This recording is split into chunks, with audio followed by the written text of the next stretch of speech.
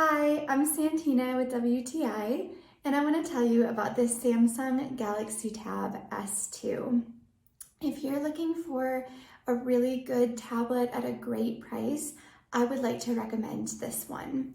One thing I really like about this tablet is the sleek design.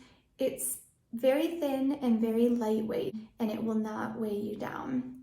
I also really like the vibrant colors. It has sharp colors and high contrast, which makes it really delightful for multimedia and for reading. The fingerprint sensor is also really nice. I like that the fingerprint sensor is right here on this middle button, so it's very easy to turn on and off, and you have a couple of nice easy buttons right at their fingertips here at the bottom.